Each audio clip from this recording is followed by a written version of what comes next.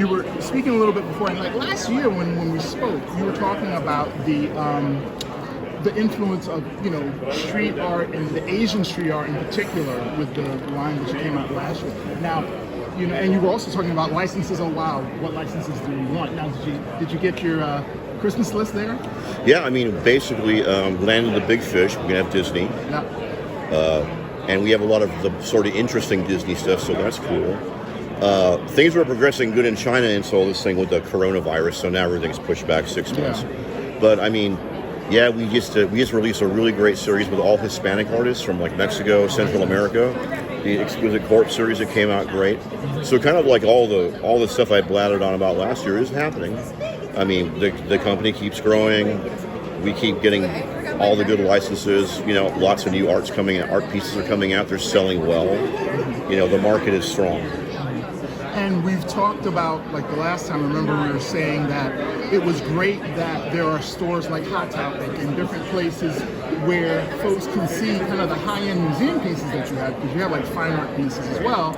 And, maybe it's something maybe they can't buy, but they're available to look at and see. And also another thing, I mean, that's what the new line that last night thing, the bunnies. So the bunnies is a way, so we had a problem, right? We make a $10, $12 thing, but it's still a little too unusual for like the mainstream stores.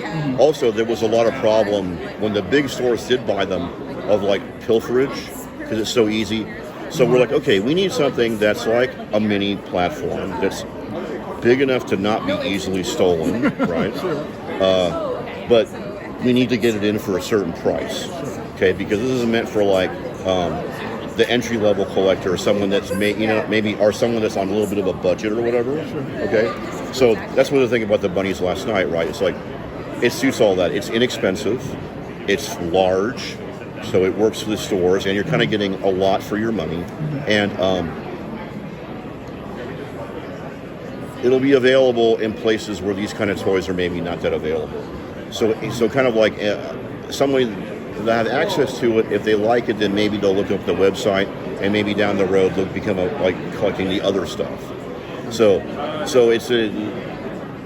it's a way to do that. It's a way to, like someone like your daughter, perhaps. I'm sure she gets an allowance, right? She can't spend $100 on something, but hey, man, she gets if if she likes some of the characters, she $12 a pop, accessible, right? At the same time, they're limited.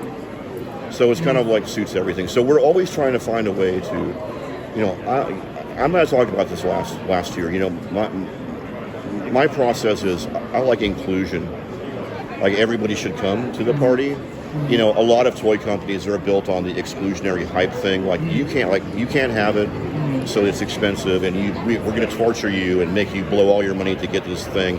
I'm the opposite. I think everybody should have access to whatever range they're comfortable with, to something that's like decently designed.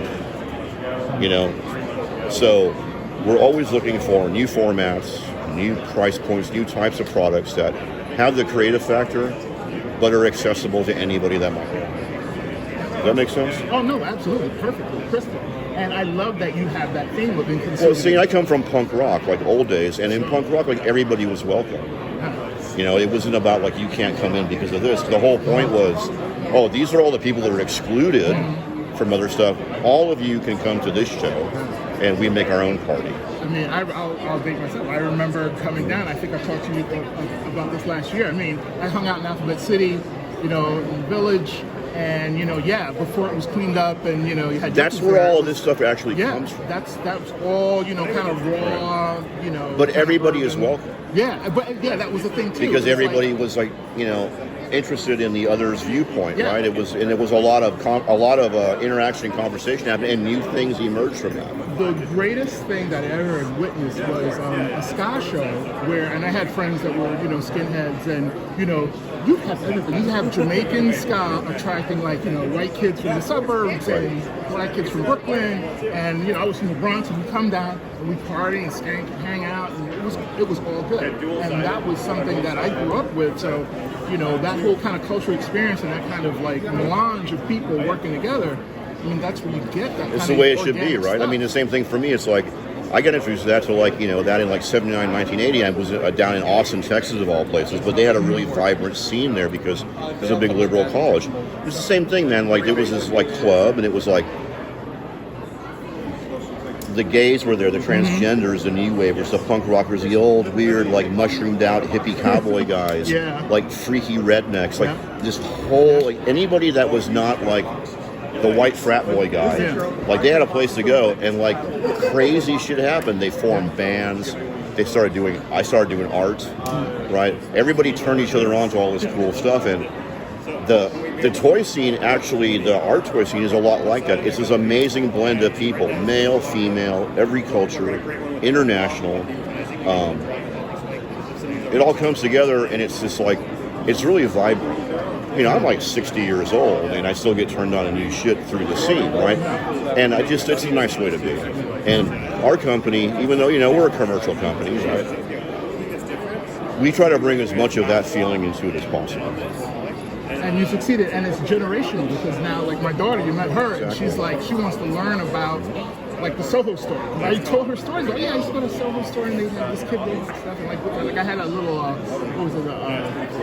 Ultraman, a little, whatever figures, and she was like, wow, that's so cool. She's like, this was around when you were a kid? I was like, oh, yes, imagine that. It's cool she into it because there's so much there, There's so like Ninja Turtles. I grew up. She's about to discover like 40 years worth of interesting stuff. Yeah, like, it's great, and it's great to share with my kids. Like I have a 12-year-old too. He's way into this kind of stuff, so it's awesome. If I could just ask you to sign off, and you can say no if you think so, but if you could do a little doodle and sign that for me, that would be great. I got this from last night.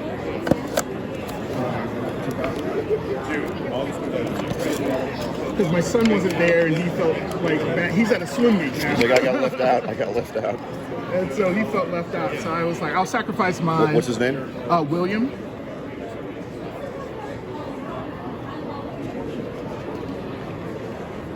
That will make his sister jealous.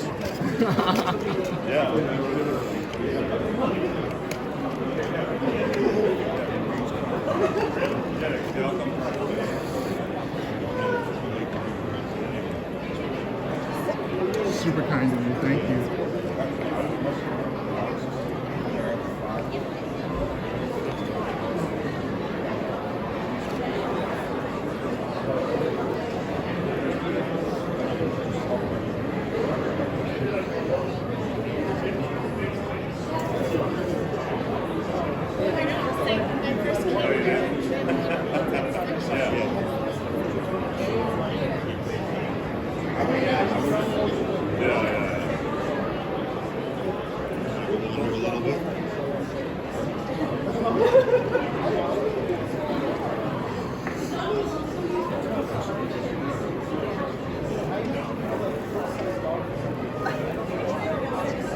Yeah, we're excited about it.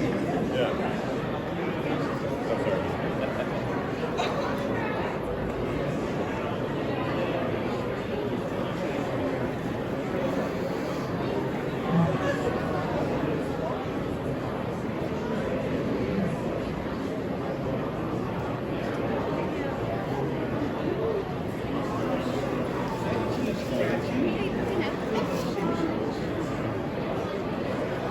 Thank you so much. That is awesome.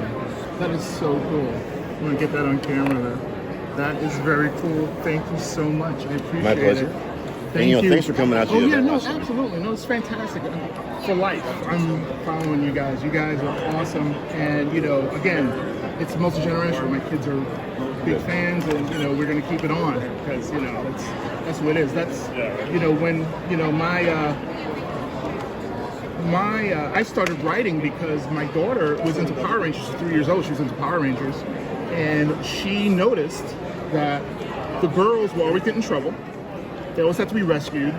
And the Red Ranger was always this like white guy. And she was like, Daddy, how come a girl can't be a Red Ranger? Can a black girl be the Red Ranger? And she's 3. So she's kind of seeing where the culture is.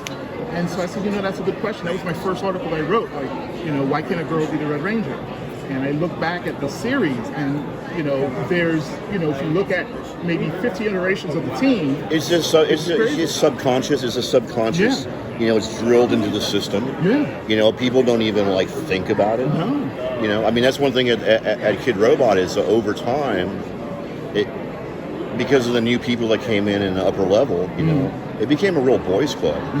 It was all like, you know, sort of white dudes that went to business college from the Colorado, and it's like, okay, that's fine, they're fine people, but it's like it affected so pretty soon there were like no female artists, you know, like no artists of color really, you know. It got you know, the creative director was really into a certain kind of look, sort of a very hard 90s like rock male look, and it really it really hurt the company. So when I came in and took over, like I went on a big mission. It's like, look, I want to try to get parity, because like there's parity in the world, you know. Like I want as many good female artists as I can.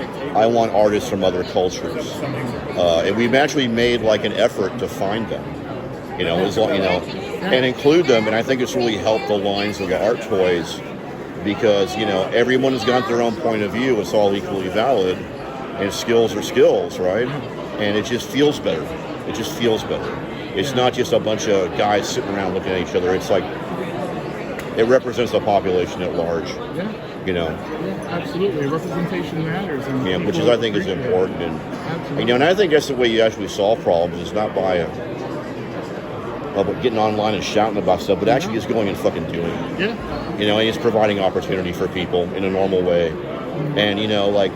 Quality will rise to the top. And this is why I celebrate Kidrobot and the work that you guys do, because that's what my column started with my daughter's question about why can't a girl be this? And I was like, you're absolutely It's just like, you know, I grew up in I grew up in Europe. I grew up in a different environment, and like there's a lot of weird stuff in the U.S. that is people are so used to they don't even realize it, because that's just how the mechanism has been set up. Yeah.